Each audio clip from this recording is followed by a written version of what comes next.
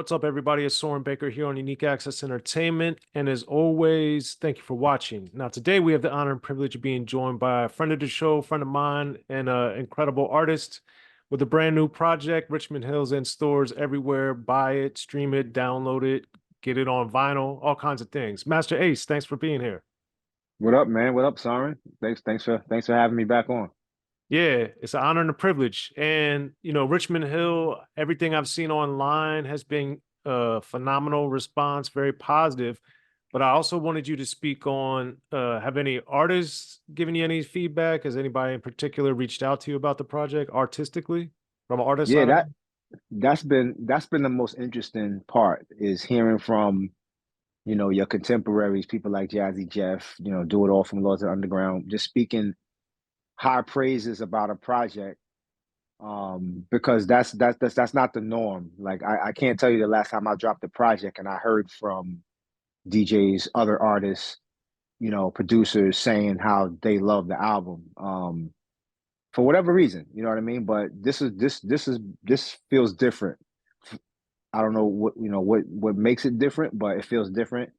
And hearing somebody like Jazzy Jeff say that this was really needed, or hearing Do It All say like he felt inspired, like this is what we should be sounding like, meaning artists of a certain age. This is what we should sound like, and this is the it let he said it let him know that it's still possible for us to make viable music, and I've always felt that way, but hearing that from people that I respect, takes it to another level. Of course, the fans are going to be fans. They've been waiting months for this, so they're excited, they're hyped. You know, best album of the year. It's January, whatever it is. Like relax, like it's early in the year, but to hear from your contemporaries in that way, there's others too. That have reached out as well, whether on DM or text, have reached out and just given me, you know, some nice words, some nice praise for the project. And actually took time to listen to it, which, typically us artists, we don't really, I shouldn't say us, because I don't include myself in that, because I do listen to people's stuff. But a lot of us don't listen to other artists' stuff. Yeah. I've been surprised. It's usually one extreme or the other. The artists I know, they either listen to literally everything or they listen to almost nothing. So Right. it's a very striking disparity. So Ace, the thing that I wonder about all this too is with the life music being a single and you having a video for it. I wonder if that song in particular or how that song has affected people to get them to actually listen to Richmond Hill, because to me, not only is it a single, but it's one of the best songs on it, but I also think it's very positive, very optimistic, and very powerful. So, as you know from being in the game for a long time, how do you strike that balance of the edutainment aspect of it all and the positivity and trying to make a song sonically, thematically, oral wise that people want to actually listen to again and again and again? I'll be honest with you. There's not that level of of thinking wasn't involved at all. I wasn't thinking about doing this type of song to get this type of response or reaction. I wrote that song. I wrote actually about half the songs on the album while I was in Barbados with my wife. We were out there for quite a while, like three weeks or something. And so and it was like we were living there because I was walking to the supermarket every day, and I would put these beats on. And you know, life music in particular, I started writing it while I was riding into town to shop for some stuff.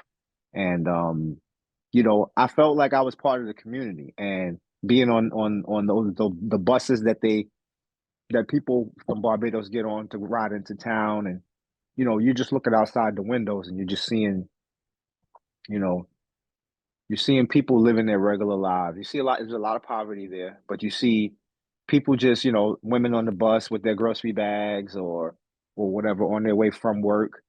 And so those lyrics, excuse me, those lyrics kind of felt right for the environment that I was in.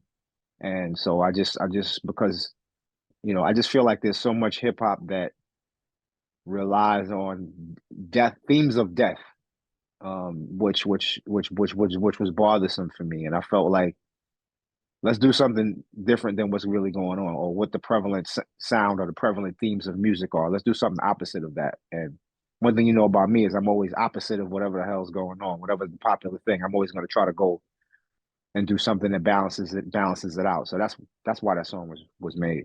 And with life music, you say death's in the air, hands in the air if you're sick of it. Um, as a father and as somebody that I've talked to extensively over the years, we've talked about that personally outside of interviews and stuff. But the reality is, how do you as a person kind of, since so much of that saturates, forget rap, just our general exposure to information, so much of it is about strife and death and conflict and everything around the world. And you add rap to it, it only is multiplied. How do you strike that balance to raise your hand and say, I'm sick of it, and be comfortable doing that when that's clearly not a lot of what's happening? I mean, I think that's always been who I was.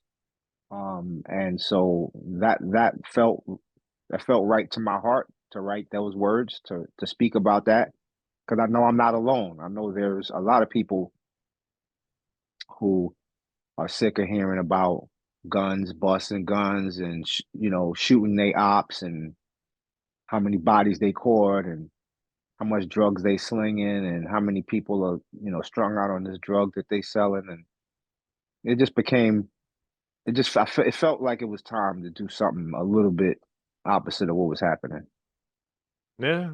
And I really also like how you said on there, I want you to live long, because I think, we always, people will say, oh, I want you to be successful, or I'm happy for your success. But to take it a step further of like, I want you to be here. Where did that come from for you? So when we went to Barbados, this was like not at the height, but it was pretty much still COVID measures going on. And we're out there buying sea moss. I'm buying sea moss, and we're eating our plant-based diet while we're there. And just I see so many, especially during COVID, but even before COVID, I would just hear so many stories about men and women in their 40s and 50s, like dying from health related issues, and a lot of it being connected to poor diets, um, di- diabetes, high blood pressure. Obviously, those two things are prevalent in my community, and so health equals wealth is what I was really trying to promote. I wrote that on several posts. When I post, sometimes I'll put that in there, hashtag health equals wealth, and it was just a way to kind of push that idea forward in lyric, um, and tell people you should be picturing living until you're 70, 80. Like you shouldn't be content at 45 to say like, yeah, I'm probably gonna have a heart attack at some point real soon, and it is what it is.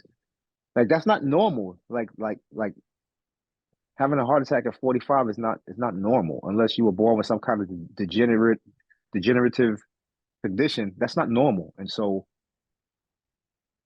it was just a way for me to communicate to the listener to change your mindset. Think about living longer, and make steps, take the steps to do that. Yeah. Well, I think that's one of the interesting themes. I think throughout Richmond Hill, life music fits in well with that. And the balance too, I wanted you to also talk about with Strickland and his detailing his situation, because you and I did the article for Hip Hop DX when we announced your MS diagnosis.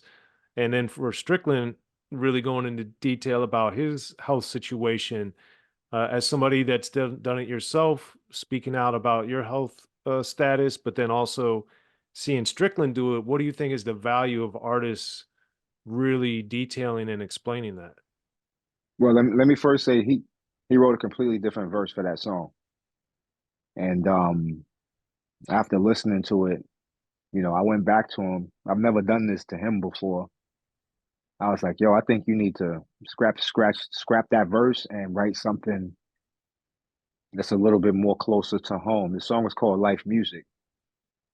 And you just went through some really serious, life-threatening situations. And so I know for him it was tough to go in and kind of figure that out. But he came back with this verse, which I think he was more detailed than I was expecting him to be. Um, but that was his truth, and I wanted him to express it the way he wanted to.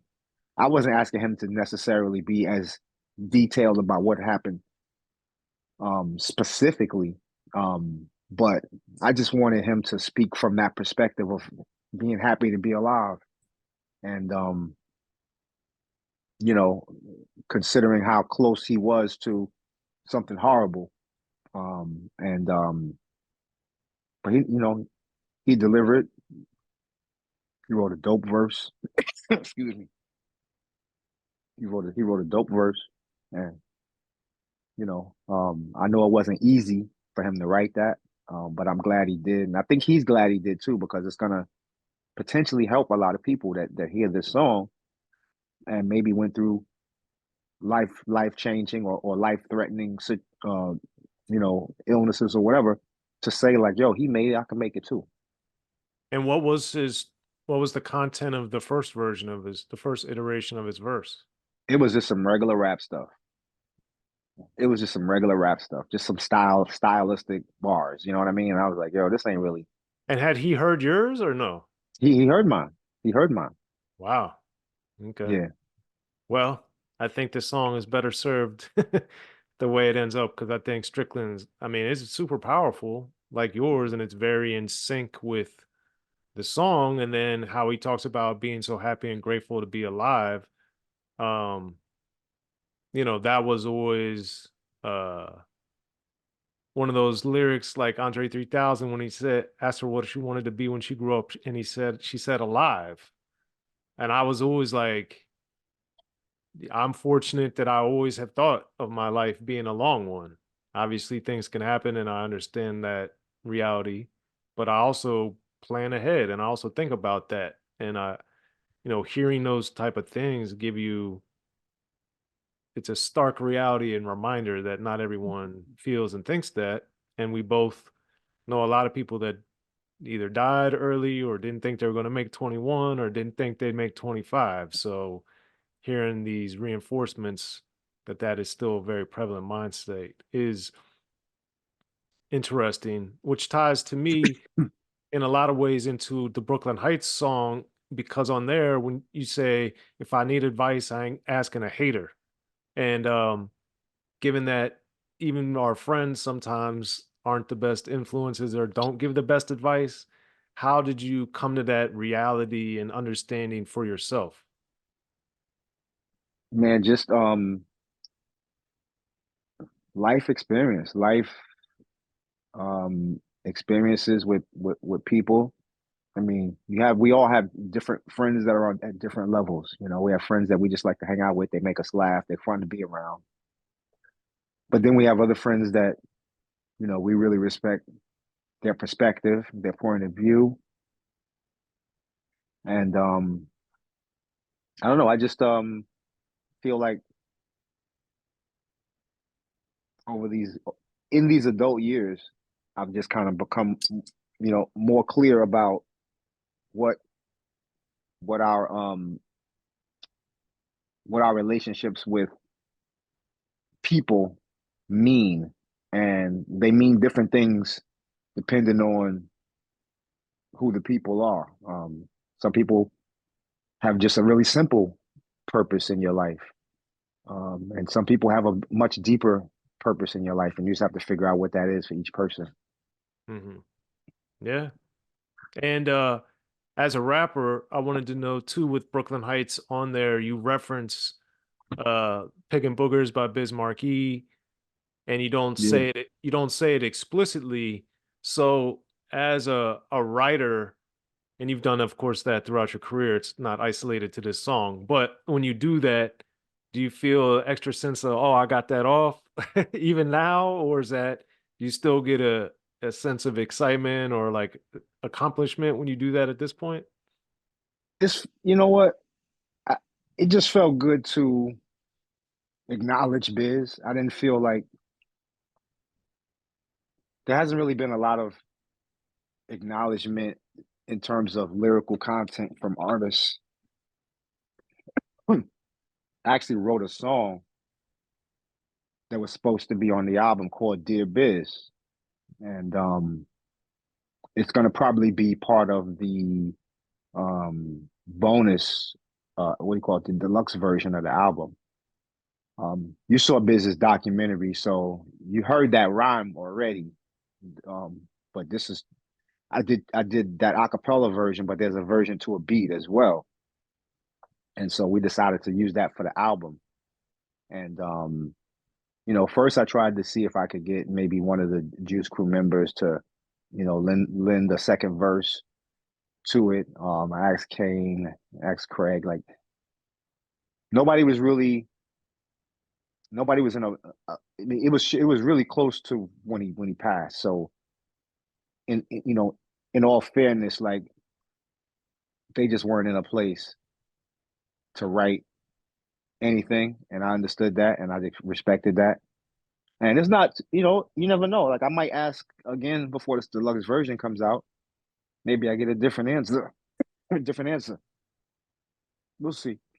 Well, that would But be dope. I wanted to acknowledge him. Well, too, with Brooklyn Heights, in addition to acknowledging him, you also, did you know or hear the versions with Marco Polo putting Biz's voice in there, sprinkling it throughout the whole song, or was that something later that came in? That was something later that came in. I believe Marco's good friend Shiloh, who mixed most of the album. He did a lot of those little bits and bobs, the scratches, like a lot of those little elements that are in there. He kind of came up with those things, and that was those biz little those little biz stabs that are in there. Like that's something that he came up with, which I thought was really dope. Um, and yeah, it was after I laid my verse though. Okay. And then also with Richmond Hill, you got the certified song. And the thing to me that was the most interesting about it, from your verse in particular, was the beat. So what that beat to me, as somebody who's listened to almost every single song of your career, probably, uh, I was very surprised to hear you use that beat because it's a very unusual the It's way different. it's very different and it feels different. It comes off different. It has a lot of movement to it. It's not as much of a static type of beat, and I'm sure you know what I mean. But what, given all that, what was it about that beat and that production in particular that appealed to you? Well, let me first say Marco felt the same way you did. He didn't even he had no plans on even letting me hear that beat. Um, his boy Shiloh, because he was going to actually send it to. He's working with some groups in Colombia, some rappers in Colombia. He was about to send it out to them, and Shiloh told him, "See what Ace thinks." And I'm glad he did because as soon as he sent it to me, I was like, "Oh, I like this. I'm all over this." He's like, "Really?" I'm like, "Yeah." Trust me, I said immediately, like I had ideas for the flow, the cadence, everything. I was like, I'm gonna kill this. He was like, okay, like, but he definitely had no faith in the fact that I was gonna hear that beat as different as it was and be like, yes, this is a go. But as soon as I heard it, because I like a challenge as a writer, as an artist, I like to be challenged. Excuse me. The typical, boom bap sounds. That's really where my bread is buttered. But I like to stretch myself, outside the boundaries of the typical, hard kick, hard snare, and just see what else I can do, as a writer. Like what else can I, do? So this beat was a great challenge for me, But as soon as I heard it, it wasn't even a no brainer. I probably wrote it. I probably wrote it the same day, because I liked it that much.